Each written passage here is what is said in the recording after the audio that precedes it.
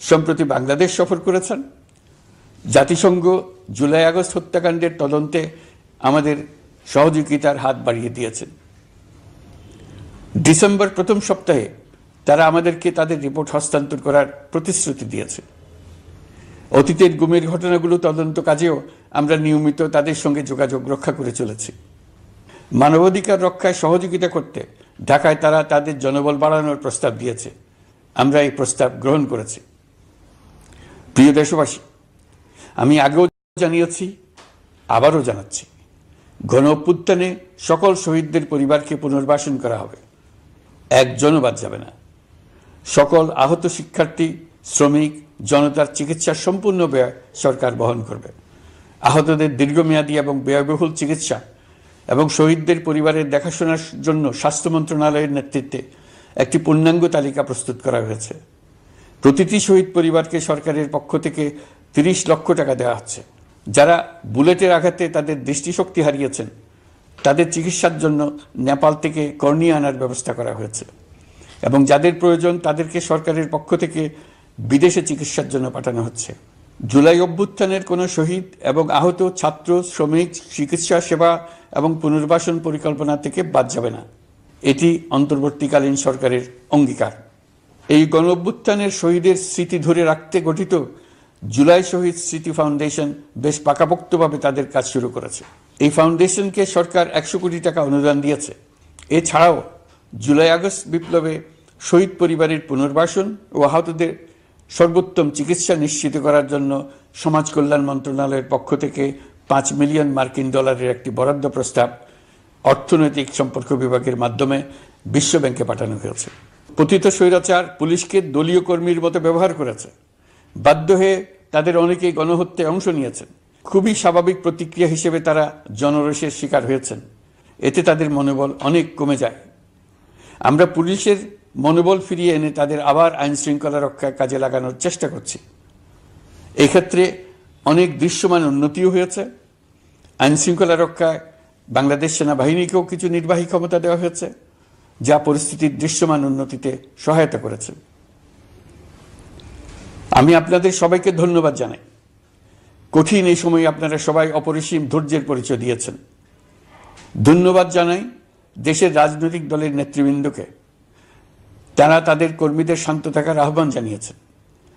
প্রতিশোধ স্পৃহায় লিপ্ত হয়ে কেউ যাতে হানাহানিতে জড়িয়ে না পড়ে সেই আহ্বান জানিয়েছেন। আপনাদের সবাই এই আহ্বানে সাড়া দিয়েছেন।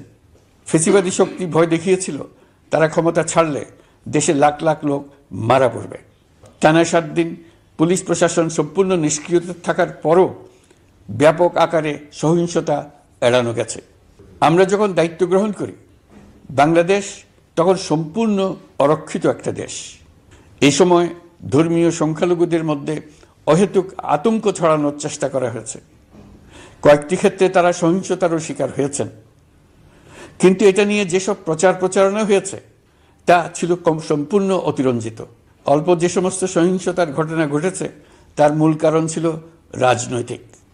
কিন্তু এইসব ঘটনাকে ধর্মীয় আবরণ দিয়ে বাংলাদেশকে নতুন করে অস্থিতিশীল করে তোলার চেষ্টা করা হয়েছে। আপনাদের সবার সহযোগিতায় আমরা দৃঢ়ভাবে এই পরিস্থিতি সামাল দিয়েছি। আমাদের দায়িত্ব গ্রহণের 2 মাসের মাথায় দেশে দুর্গাপূজা উদযাপিত হয়েছে প্রায় 32,000 পূজা মণ্ডপে। দুর্গাপূজা উপলক্ষে নির্বাহী আদেশে একদিন অতিরিক্ত ছুটি ঘোষণা করা হয়, যা উৎসবের আমেজকে অনেক গুণ বাড়িয়ে দেয়। দুর্গাপূজাকে ঘিরে আমরা ব্যাপক নিরাপত্তা প্রস্তুতি নিই, যার ফলে দেশের হিন্দু সম্প্রদায় নির্বিঘ্নে তাদের উৎসব পালন করেছে। আমরা দায়িত্বে আসার পর যে অল্প কিছু ক্ষেত্রে তারা সহিংসতার শিকার হয়েছেন, আমরা তার প্রতিটি ঘটনার তদন্ত করেছি। শুধু হিন্দু সম্প্রদায় নয়, দেশের কোনো মানুষই যাতে কোনো রকম সহিংসতার শিকার না হয় সেই জন্য আমরা যথাসাধ্য চেষ্টা করছি এবং সবসময় সে চেষ্টা করে যেতে থাকব। আপনারা জানেন, চলতি বছর বাংলাদেশের বিভিন্ন অঞ্চলে 6টি বন্যা হয়েছে।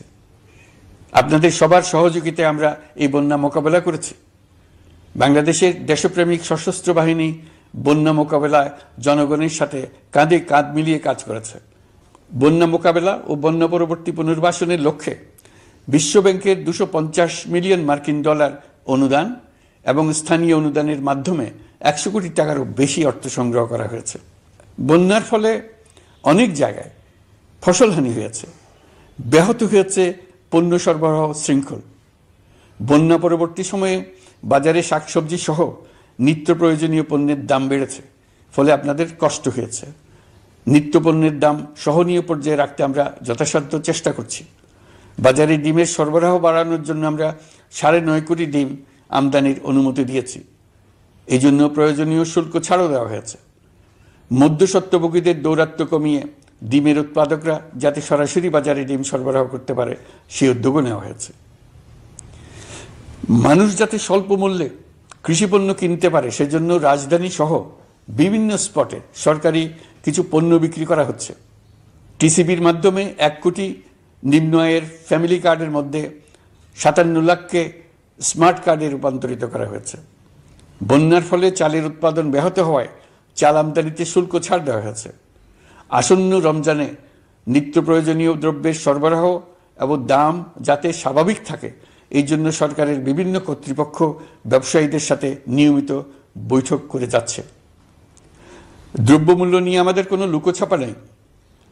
মূল্যস্ফীতির পূর্ণ তথ্য জনগণের সামনে তুলে ধরা হচ্ছে। মূল্যস্ফীতি রোধে উচ্চ সুদের হার নির্ধারণ সহ একাধিক নীতিগত সিদ্ধান্ত নেওয়া হয়েছে, যার মধ্যে রয়েছে শস্য আমদানিতে এলসি সীমা অপসারণ,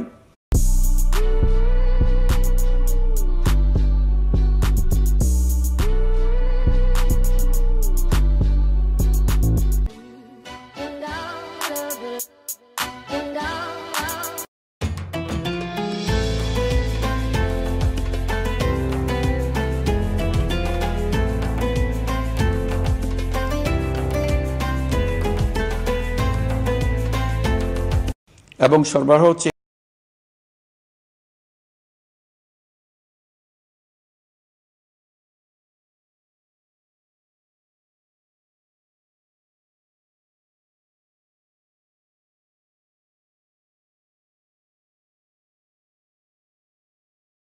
শেষ। রাষ্ট্র ব্যবস্থায় সংস্কার আমাদের এই সরকারের অন্যতম অঙ্গীকার। আপনারাই আমাদেরকে এই ম্যান্ডেট দিয়েছেন। যেই 6টি সংস্কার কমিশন আমরা শুরুতে গঠন করেছিলাম তারা ইতিমধ্যে তাদের কার্যক্রম অনেক দূর এগিয়ে নিয়েছে। বিভিন্ন গণমাধ্যমে আপনারা তাদের কার্যক্রমের আপডেটও দেখছেন। কয়েকটি সংস্কার কমিশন ডিজিটাল প্ল্যাটফর্ম গঠন করেছে। আমার অনুরোধ, আপনারা এই প্ল্যাটফর্মে উৎসাহ সহকারে আপনাদের মতামত জানাতে থাকুন।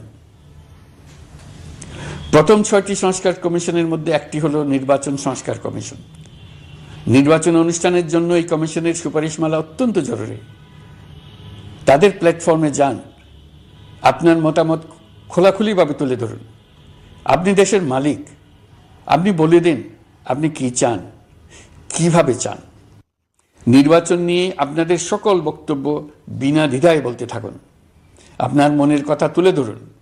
আমার অনুরোধ, সংস্কারের কথাটাও একই সঙ্গে বলুন। সংস্কারকে পাশ কাটিয়ে যাবেন না। নির্বাচনের কথা বলার সঙ্গে নির্বাচন ও অন্যান্য ক্ষেত্রে সংস্কারের কথাটিও বলুন। সংস্কার হলো জাতির দীর্ঘমেয়াদী জীবনী শক্তি। সংস্কার জাতিকে, বিশেষ করে আমাদের তরুণ তরুণীদের নতুন পৃথিবী সৃষ্টির সুযোগ দেবে। জাতিকে বঞ্চিত করবেন না। নির্বাচন আয়োজনে যে সংস্কার কমিশনের সুপারিশমালায় রাজনৈতিক দলসমূহ এবং দেশের সকল মানুষের মতামত অপরিহার্য, সেই কমিশন হলো সংবিধান সংস্কার কমিশন। এই সুপারিশমালার যে অংশ সকলের কাছে গ্রহণযোগ্য হবে তার ভিত্তিতে নির্বাচনী আইন সংশোধন করতে হবে। সমান্তরালভাবে ভোটার তালিকাও হালনাগাদ করার প্রক্রিয়া চলতে থাকবে। আমি নিশ্চিত নই সংস্কার প্রস্তাব সমূহ বাস্তবায়নের সুযোগ আমরা কতটুকু পাব। তবে আমি আপনাদের কথা দিচ্ছি, আপনারা সুযোগ দিলে প্রয়োজনীয় কিছু অত্যাবশ্যকীয় সংস্কার কাজ শেষ করেই আমরা আপনাদের কাঙ্ক্ষিত নির্বাচন আয়োজন করব। ততদিন পর্যন্ত আমি আপনাদের ধৈর্য ধারণ করার অনুরোধ করব। আমরা চাইব আমরা যেন এমন একটি নির্বাচন ব্যবস্থা সৃষ্টি করতে পারি যা যুগ যুগ ধরে অনুসরণ করা যাবে। এর ফলে সাংবৎসরিক রাজনৈতিক সংকট থেকে আমাদের দেশ রক্ষা পাবে। এই জন্য প্রয়োজনীয় সময়টুকু আমি আপনাদের কাছ থেকে চেয়ে নিচ্ছি। নির্বাচনী সংস্কারের সিদ্ধান্ত হয়ে গেলে খুব দ্রুত আপনারা নির্বাচনের রোডম্যাপও পেয়ে যাবেন। অন্তর্বর্তী সরকার সৃষ্টি হয়েছে রাজনীতিকে নীতির কাঠামোয় আনার জন্য এবং রাজনীতির জন্য নতুন পরিবেশ সৃষ্টির নিবিড় আকাঙ্ক্ষা থেকে। এই আকাঙ্ক্ষা পূরণ করা থেকে জাতিকে বঞ্চিত করবেন না। নির্বাচনের ট্রেন যাত্রা শুরু করেছে, এটা আর থামবে না, কিন্তু যেতে যেতে আমাদের অনেকগুলো কাজ সেরে ফেলতে হবে। এই ট্রেন শেষ স্টেশনে কখন পৌঁছবে সেটা নির্ভর করবে কত তাড়াতাড়ি আমরা তার জন্য রেল লাইনগুলো বসিয়ে দিতে পারি, আর তা হবে রাজনৈতিক দলসমূহের ঐক্যমত্যের মাধ্যমে।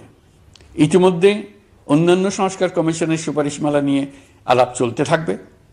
নির্বাচন ছাড়াও আরও গুরুত্বপূর্ণ সংস্কার করার ব্যাপারে ঐক্যমত গঠনের জন্য অতিরিক্ত সময় প্রয়োজন হতে পারে। দেশবাসীর কাছে, বিশেষ করে রাজনৈতিক দলগুলির কাছে আমরা ক্রমাগতভাবে প্রশ্ন তুলতে থাকব, কী কী সংস্কার নির্বাচনের আগে আপনারা করে নিতে চান।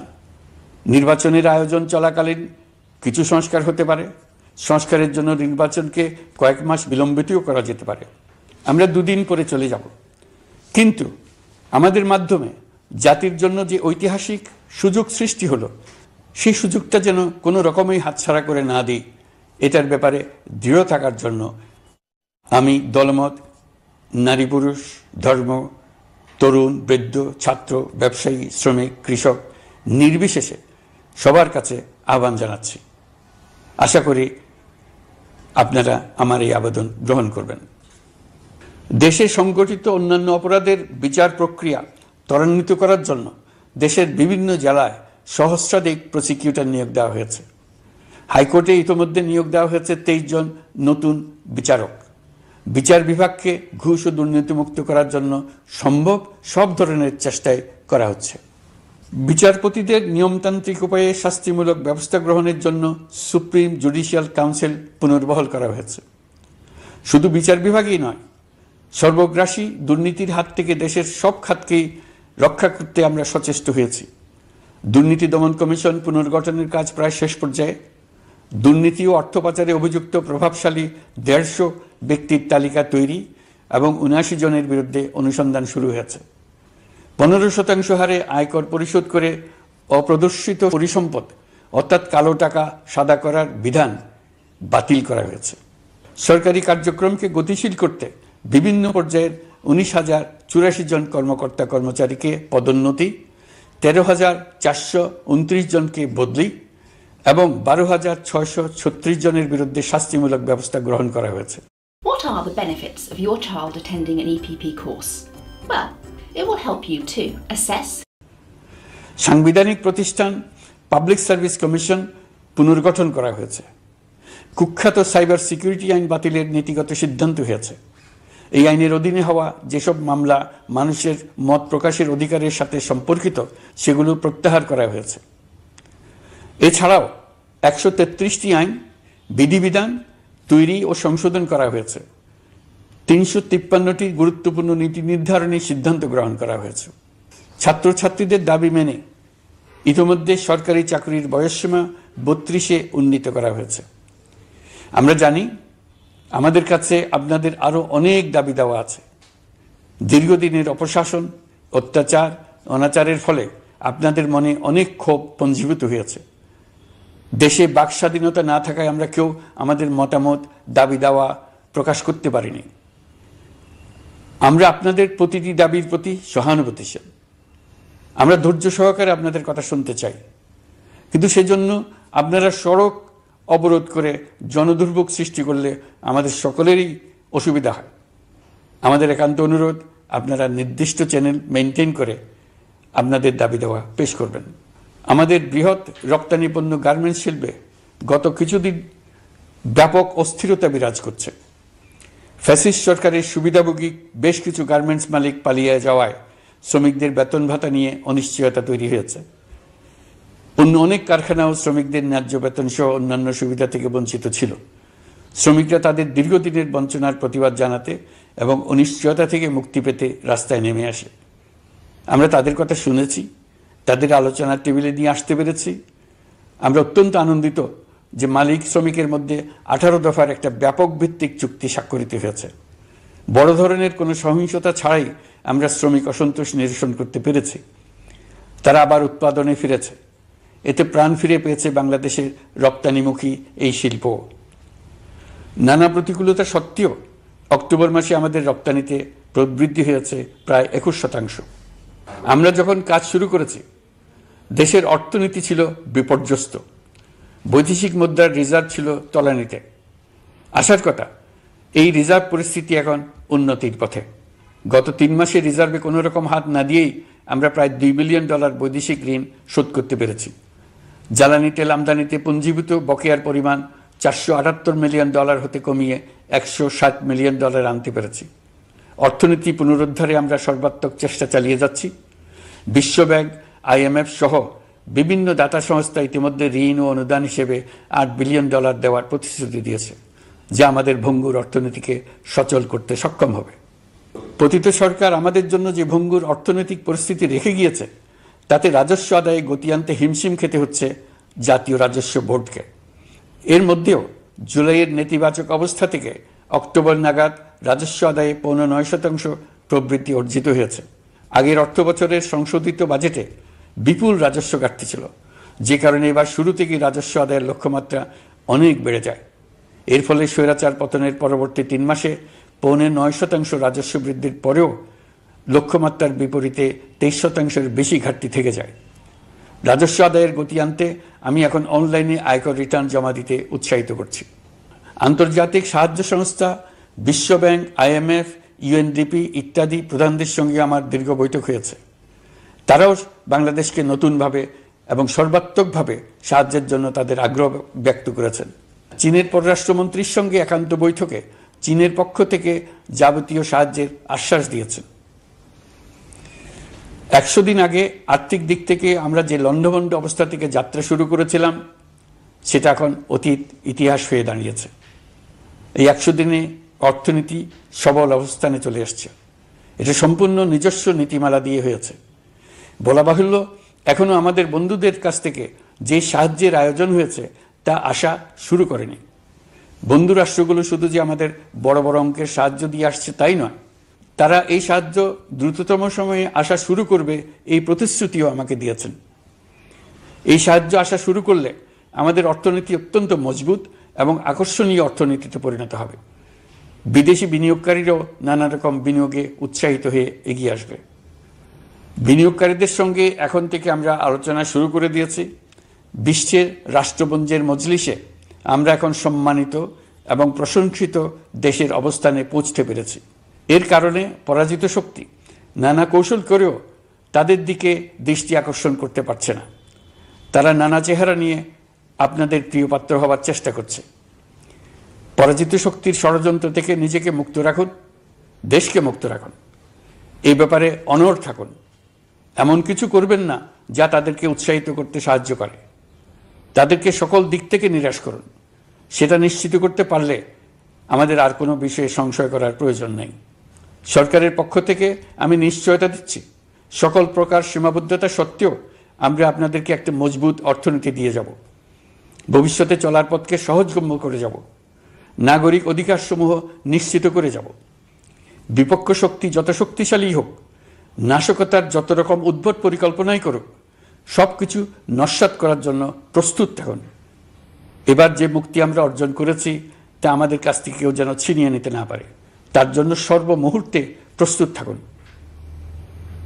আপনারা জেনেছেন, পতিত সরকার ও তার দোসররা প্রতি বছর দেশ থেকে $12 থেকে $15 বিলিয়ন পাচার করেছে। দুর্নীতি বিরোধী সংস্থা ট্রান্সপারেন্সি ইন্টারন্যাশনাল বাংলাদেশ সম্প্রতি এই তথ্য দিয়েছে।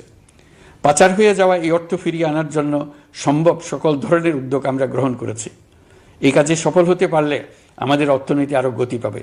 এই কাজে আমরা বিভিন্ন আন্তর্জাতিক সাহায্য সংস্থার সাহায্য দিচ্ছি। আমি ধন্যবাদ জানাতে চাই বিশ্ব নেতৃবৃন্দকেও। বাংলাদেশের এই সংকটময় সময়ে তারা প্রায় সবাই সহযোগিতার হাত বাড়িয়ে দিয়েছেন। আমি যখন সেপ্টেম্বরে জাতিসংঘের সাধারণ পরিষদের অধিবেশনে যোগ দিই, সে সময় মার্কিন যুক্তরাষ্ট্র, European Union, Canada, Italy, Holland, জাতিসংঘের মহাসচিব সহ বিশ্বের অনেক দেশের সরকার প্রধানের সঙ্গে আমার বৈঠক করার সুযোগ হয়। তারা স্বতঃস্ফূর্তভাবে আমাদের প্রতি সর্বাত্মক সহযোগিতা প্রদানের অঙ্গীকার ব্যক্ত করেছেন। নেপাল, মালদ্বীপ, পাকিস্তান সহ প্রতিবেশী বেশ কয়েকটি দেশের সরকার প্রধানের সঙ্গে আমার বৈঠক হয়েছে, যেখানে আমি সার্ককে পুনর্জীবিত করার কথা বলেছি। দেশে ফিরে আসার পর এসব দেশের রাষ্ট্রদূতগণ যারা ঢাকায় আছেন স্বতঃপ্রবৃত্ত হয়ে আমার সঙ্গে দেখা করে তাদের সরকার প্রধানদের অঙ্গীকার পুনর্ব্যক্ত করে গেছেন। তারা সম্পূর্ণ নতুনভাবে আমাদের জন্য সহায়তার নতুন ছক তৈরি করার কাজ শুরু করেছেন। যেসব রাষ্ট্রদূত দিল্লিতে অফিস করেন তারা দিল্লি থেকে এসে দেখা করে গেছেন। ইউরোপিয়ান ইউনিয়নের ২০ দেশের ২০ জন রাষ্ট্রদূত দিল্লিতে থাকেন, ৭ দেশের ৭ রাষ্ট্রদূত ঢাকায় আছেন। দিল্লি থেকে একসঙ্গে ২০ জন রাষ্ট্রদূত সহ মোট ২৭ রাষ্ট্রদূত সমবেতভাবে আমার সঙ্গে বৈঠক করার জন্য আগামী কয়েকদিনের মধ্যে ঢাকায় আসছেন। আগে কখনো ইউরোপিয়ান ইউনিয়নের ২৭ জন রাষ্ট্রদূত একত্র হয়ে সরকারের সঙ্গে আলোচনায় বসেনি। দিল্লি থেকে এই বিশাল সংখ্যক রাষ্ট্রদূত একসঙ্গে বৈঠক করার জন্য কোনোদিন আসেনি। এবার এই কাজটি করার পেছনে আছে ইউরোপিয়ান ইউনিয়নের সমর্থন প্রকাশ করা এবং অর্থনৈতিক ক্ষেত্রে উচ্চ পর্যায়ের সহযোগিতা গড়ে তোলা। ইতিমধ্যে আমার সঙ্গে দেখা করেছেন সৌদি আরব, সংযুক্ত আরব আমিরাত, ব্রাজিল, তুরস্ক, রাশিয়া, ফিনল্যান্ড, সিঙ্গাপুর, লিবিয়া সহ অনেক দেশের রাষ্ট্রদূত। দ্বিপাক্ষিক নানা সহযোগিতা সহ বাণিজ্য বিনিয়োগ বৃদ্ধির আশ্বাস তারা দিয়েছেন। আমরা প্রবাসী বাংলাদেশিদেরও বেসরকারি খাতে বিনিয়োগ করার জন্য আহ্বান জানাচ্ছি। বাংলাদেশের অর্থনৈতিক উন্নয়নে তরুণদের কর্মসংস্থানের মূলে রয়েছে বেসরকারি খাত। আমাদের বিনিয়োগ বোর্ডের নির্বাহী চেয়ারম্যান ২ শতাধিক বেসরকারি প্রতিষ্ঠানের প্রধান নির্বাহী, উদ্যোক্তা ও বিনিয়োগকারীর সঙ্গে পৃথক পৃথকভাবে বৈঠক করেছেন। নীতির ধারাবাহিকতার অভাব, সরকারি বেসরকারি পর্যায়ে মত বিনিময়ের অভাব, সরকারি অফিসের জটিল প্রক্রিয়া এবং সর্বোপরি দুর্নীতি বিদ্যমান বিনিয়োগকারীদের সমস্যায় ফেলেছে। বিনিয়োগকারীদের উদ্বেগ নিরসনে আমরা অনেকগুলো কাজ করেছি। ইতিমধ্যে সত্যিকারের ওয়ান স্টপ সার্ভিস চালু হয়েছে। বিনিয়োগ সংক্রান্ত চ্যালেঞ্জ সমাধানে আন্তঃমন্ত্রণালয় কমিটি গঠন করা হয়েছে। বেসরকারি খাতের উপদেষ্টা কাউন্সিল ও ডিজিটালাইজেশনের মাধ্যমে সরকারি অফিসে না এসে প্রয়োজনীয় কর্মসম্পাদনের পদক্ষেপ নেওয়া হয়েছে। বিনিয়োগ উন্নয়ন সংস্থা আমাদের অগ্রগতির বিষয়ে সবাইকে মাসিক ভিত্তিতে আপডেট করে A device like this can be scanned every 90 seconds. যাচ্ছে। আমরা প্রবাসীদের কল্যাণে কাজ করছি। আমার অনুরোধে সংযুক্ত আরব আমিরাত সাজাপ্রাপ্ত ৫৭ জন সহ অন্যান্য বাংলাদেশিকে মুক্তি দিয়েছে। এইসব বাংলাদেশি যাবজ্জীবন কারাবাসের ঝুঁকি নিয়ে ফেসিবাদের বিপক্ষে প্রতিবাদ করেছিল। বাংলাদেশিরা এরকম প্রতিবাদ আরও অনেক দেশেই করেছেন। আমরা তাদের প্রতি কৃতজ্ঞ। কয়েকদিন আগে বাকুতে সংযুক্ত আরব আমিরাতের প্রেসিডেন্ট জনাব শেখ মোহাম্মদ বিন জায়েদ আল নাহিয়ানের সঙ্গে আমার কথা হয়েছে। তাকে বাংলাদেশের পক্ষ থেকে ধন্যবাদ জানিয়েছি। তিনি বলেছেন বাংলাদেশের জন্য যে কোনো সাহায্য লাগলে আমি যেন তাকে জানাই। প্রবাসীদের কল্যাণে আমাদের সরকার সম্ভব সব ধরনের উদ্যোগ গ্রহণ করে যাচ্ছে। আপনারা জানেন মালয়েশিয়ার প্রধানমন্ত্রী আনোয়ার ইব্রাহিম সম্প্রতি বাংলাদেশ সফর করেছেন। ১৮,০০০ বাংলাদেশি যারা সব ধরনের আনুষ্ঠানিকতা মেনে চলার পরেও স্বৈরাচারী সরকারের অব্যবস্থাপনার জন্য মালয়েশিয়া যেতে পারেন নাই, তিনি তাদের জন্য মালয়েশিয়ার দ্বার আবার উন্মুক্ত করার আশ্বাস দিয়েছেন। এই লক্ষ্যে আমরা কাজও শুরু করেছি। আপনারা জেনে থাকবেন মালয়েশিয়া আগামী বছর দক্ষিণ পূর্ব এশিয়ার আঞ্চলিক সহযোগিতা সংস্থা আসিয়ানের চেয়ারম্যানের দায়িত্ব নিতে যাচ্ছে। আমরা ইতিমধ্যে আসিয়ানের সদস্য পদের জন্য আবেদন করেছি। মালয়েশিয়ার প্রধানমন্ত্রী আমাদের আবেদন সক্রিয়ভাবে বিবেচনার আশ্বাস দিয়েছেন। একই ধরনের আশ্বাস আমরা পেয়েছি ইন্দোনেশিয়া থেকেও। ইন্দোনেশিয়ার পক্ষ থেকে সে দেশে রাষ্ট্রীয় সফরে যাওয়ার জন্য আমাকে অনুরোধ করেছে। সৌদি আরব সহ বিশ্বের আরও অনেক দেশ আমাদের সঙ্গে সহযোগিতা বৃদ্ধির প্রস্তাব দিয়েছে। প্রথমবারের মতো ওআইসি সদর দপ্তরে আমরা স্থায়ীভাবে রাষ্ট্রদূত নিয়োগ দিয়েছি। তুরস্কের রাষ্ট্রপতি রিসেপ তাইয়েপ এরদোগানের সাথে আগে আমার টেলিফোনে আলাপ হয়েছে। এবার COP29 সম্মেলনে গিয়ে তিনিও তার স্ত্রীর সঙ্গে অত্যন্ত অন্তরঙ্গ পরিবেশে আলোচনা হয়েছে। বাংলাদেশের প্রতি তার বিশেষ সমর্থনের কথা তিনি বারবার প্রকাশ করেছেন। তুরস্কের একটি বাণিজ্য প্রতিনিধি দল ইতিমধ্যে বাংলাদেশ সফর করেছে। তুরস্ক এদেশের সঙ্গে অর্থনৈতিক সম্পর্ক উন্নয়নের জন্য টার্কিশ ইনভেস্টমেন্ট অথরিটি বা তিকা একটি অফিস ঢাকায় স্থাপনের জন্য ঘোষণা দিয়েছে। এর মাধ্যমে তুরস্কের বিনিয়োগ ও বাণিজ্য বৃদ্ধির উদ্যোগ নেওয়া হবে। এ উদ্দেশ্যে চলতি মাসে একটি উচ্চ ক্ষমতা সম্পন্ন দল তুরস্ক থেকে বাংলাদেশে আসছেন। প্রিয় দেশবাসী, নতুন হজ প্যাকেজ ঘোষণা করা হয়েছে। তাতে হজের ব্যয় ১ লাখ টাকারও বেশি কমিয়ে আনা হয়েছে। পাশাপাশি আমরা এই সিদ্ধান্ত গ্রহণ করেছি এই বছর সরকারি খরচে কাউকে হজে পাঠানো হবে না। আমরা নতুন বাংলাদেশকে একটা পরিবেশ বান্ধব এবং জীব বৈচিত্র্যময় দেশ হিসেবে গড়ে তোলার উদ্যোগ নিয়েছি। এটি তরুণদের আকাঙ্ক্ষা, আমাদের সবারই আকাঙ্ক্ষা। সেই লক্ষ্যে আমি প্রথমেই একটি ক্ষুদ্র পদক্ষেপ নিয়েছি। সমগ্র সচিবালয়ে প্লাস্টিকের পানির বোতল ব্যবহার নিষিদ্ধ করেছি। ইতিমধ্যে সুপার শপগুলোতে পলিথিনের শপিং ব্যাগ ব্যবহার বন্ধ করার উদ্যোগ নেওয়া হয়েছে। গত কয়েক দশকে যে পরিমাণ নদী দূষণ হয়েছে, আমরা তা বন্ধ করার উদ্যোগ নিয়েছি। আপনারা সবাই অবগত আছেন, জলবায়ু পরিবর্তন আমাদের জীবনযাত্রার জন্য কীরকম হুমকি হয়ে আসছে। গত এক বছরে বাংলাদেশ প্রায় 15টি প্রাকৃতিক দুর্যোগের শিকার হয়েছে। মানুষের সৃষ্ট নানাবিধ দুর্যোগের পাশাপাশি এইসব প্রাকৃতিক দুর্যোগের বিপক্ষেও আমাদের লড়তে হচ্ছে। আজারবাইজানে জলবায়ু সম্মেলনে বিশ্ব নেতৃবৃন্দকে আমি আমার উদ্যোগের কথা জানিয়েছি। সেখানে জাতিসংঘের মহাসচিব, ইউরোপ, এশিয়া, আফ্রিকার অনেক সরকার প্রধানের সঙ্গে আমার দেখা হয়েছে। যতটুকু আলাপ আলোচনা সম্ভব হয়েছে, আমি সবার কাছে জলবায়ুর প্রতিকূল প্রভাব মোকাবেলা সহ গণতান্ত্রিক উত্তরণের পথে বাংলাদেশের অগ্রযাত্রায় সহযোগিতা চেয়েছি। তারা সবাই সহযোগিতার অঙ্গীকার করেছেন। গত 100 দিনে আমরা অনেক কল্যাণমূলক কাজ করেছি, যা এখানে স্বল্প পরিসরে বর্ণনা করা সম্ভব নয়। আমাদের সরকার স্বচ্ছতা ও জবাবদিহিতায় বিশ্বাসী। তাই আমি সরকারের সকল মন্ত্রণালয়কে নির্দেশ দিয়েছি তাদের নিজ নিজ কাজের বিস্তারিত বিবরণ নিজেদের ওয়েবসাইট ও সামাজিক যোগাযোগ মাধ্যমে প্রকাশ করার জন্য। আমি আমার দপ্তরকেও বলেছি সরকারের সব কাজের বিবরণ যাতে জনগণ জানতে পারে, এই জন্য যেন প্রয়োজনীয় পদক্ষেপ নেওয়া হয়। এই সরকারকে ব্যর্থ করার জন্য, অকার্যকর করার জন্য বিশাল অর্থে বিশ্বব্যাপী এবং দেশের প্রতিটি স্থানে, প্রতিটি প্রতিষ্ঠানে এক মহাপরিকল্পনা প্রতি মুহূর্তে কার্যকর রয়েছে। তাদের একটি বড় প্রচেষ্টা হচ্ছে আমাদের মধ্যে বিভেদ সৃষ্টি করা। পতিত সরকারের নেতৃবৃন্দ যারা এদেশ থেকে বিপুল পরিমাণ অর্থ পাচার করে নিয়ে গেছে, সেই অর্থে বলিয়ান হয়ে তারা দেশে ফিরে আসার জন্য চেষ্টা করে যাচ্ছে। তাদেরকে কিছুতেই সফল হতে দেবেন না। তারা সফল হওয়া মানে জাতির মৃত্যু, জাতি হিসেবে আমাদের অবসান। সাবধান থাকুন। তাদের সকল হীন প্রচেষ্টাকে আমাদের ঐক্যের মাধ্যমে নস্যাৎ করে দেন, যেভাবে নস্যাৎ করেছিলেন তাদের বন্দুকের গুলিকে, তাদের আয়নাঘরকে, প্রতি পায়ে তাদের অনাচারের শিকলকে। এ ব্যাপারে সবাই একমত থাকুন, ঐক্যবদ্ধ থাকুন। আপনারা সবাই ভালো থাকবেন। দেশের সকল শিশু, কিশোর কিশোরী, তরুণ তরুণী, ছাত্রছাত্রী, বয়স্ক, বৃদ্ধ, পুরুষ, মহিলা সবাইকে আমার সালাম জানাচ্ছি। আসসালামু আলাইকুম।